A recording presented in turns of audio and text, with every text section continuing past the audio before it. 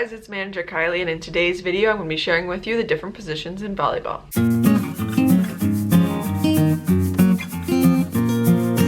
So today I'm going to be sharing with you all the different positions on a volleyball court. This is especially helpful if you're trying to figure out what position you would like to play and what skills to focus on for your position. But if you guys are interested in more sports administration, coaching tips, and drills that you can do with your team, definitely hit the subscribe button, turn the bell so you get notified every time I upload, as opposed to every single Wednesday at 2 p.m. Eastern time. So this is split up into 6 different positions. They're setter, opposite, outside, middle, libero, and DS or defensive specialist. I'm going to be going through each one and some of the roles they play and then some of the important skills that they need to have. It is important for any player to be well-rounded, but each player has a certain skill that they really need to perfect, as that's going to be their main skill. It's still important that you practice every skill and become a well-rounded player, because then you're easily able to play in multiple positions and not just focus on one, which will help you fill some of the gaps on a team. So the first one is the setter. So the setter is an important leader on the court. They are supposed to get every single second ball to set it up to your attackers. They have control over the court and they have good eye for the game. They're always all over the court making sure they get that second ball. They have an idea of where the offense is, where their passes are coming from, who their passes are, and who they need to set up the ball for the attack. Of course, the skill they're the best at is setting. They of course have good hands as they are setting every single ball. They also have good passing, as there's lots of times they need to bump set the ball, so they have very good control over their arms. They also have a good volleyball mindset. They know where the ball is coming from, where it needs to go, and how to properly run the offense. And along with running the offense, they do have good leadership and communication. They're constantly talking about where they are, who's getting the set, where everybody needs to be, where the pass needs to be coming to. So it's very important that you have good communication and good leadership skills as the setter. The next player is the opposite. This is also called a right side hitter, and they play opposite the setter. So they're playing from the right hand side of the court in the front row. They need to be a well-rounded player, because a lot of times they will play both back and front row. They need to know how to use their hands, because they are a help to the setter. So if the setter is playing back row and can't get up to the front in time,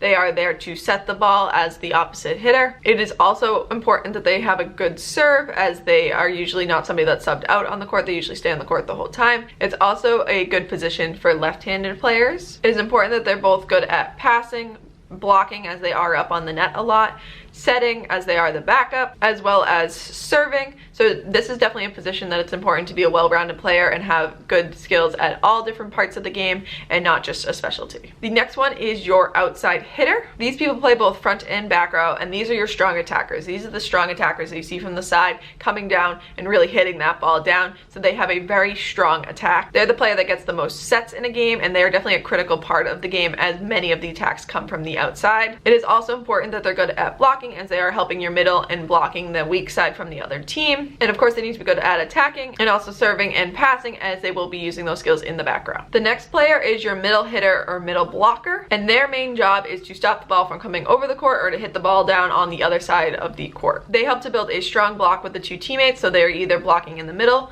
they're also blocking with your right side, and they're also blocking with your outside hitter. So it's very important that they're strong at blocking. It is also important that they have a good attack. They're usually running a quick set in the middle to hit right down onto the other team. So it's definitely important that they're both strong in blocking and attacking. It is important that they have a good serve, but they don't usually play as much in the back row defensively. They're usually subbed out by another player, so they don't play as much defense. It's still important for every player to have some good passing skills, but they don't usually play as much defensively in the back row. They usually are a strong force in the front row to block and to hit. This is generally your tallest player on your team, is right there ready to block those balls from coming over the net or hit them down onto the other side. And for a middle, it's important to have good communication and good volleyball strategy to know where they need to, whether they need to tip it to a side, hit it straight down, where the block needs to be depending on where the set is going to be. So they really need to pay attention and have good communication, talking to their teammates about where the blocks need to be and when they need to be jumping. They also need some good lateral agility, as they are moving from both sides on blocking, moving from the outside all the way to the right side and moving all the way in between that to where they need to be to make sure they get the block up and are able to spike down these sets. The next player is the libero. This player is pretty easy to spot on the court, as they do wear a different colored uniform. They don't have to sub in and out. They can automatically sub in and out for any player on the court. The only thing they can do once is they can only serve for one player, so they can only serve in one service position, but they are able to sub for any player, so they are usually subbing for multiple players on the court, where unlike some other players, they can only sub for that same position. A libero can sub for anybody on the court, so if you need to pull any position, they're be able to go in. Generally, they go in defensively for a middle. They are your best at passing in defense. They are constantly all over the floor, making sure every single ball gets up. They are watching the other side to watch where the ball goes, position their body and ready to get that pass up directly to their setter. They're diving down on the floor to make sure nothing hits the ground defensively. So they are definitely your main defensive player. They're also good at assisting to the setter. So if another player passes the ball, they are a good help, especially in the back row, to assist to the setter. The libero only plays in the back row, so they're a back row player that's able to help assist the setter and get the ball up to the right attackers to hit the ball. They usually aren't in the front row attacking, but it's still important as libero to gain the attacking skills and learn how to hit just in case you ever need to fill in another position. And the last player is the defensive specialist.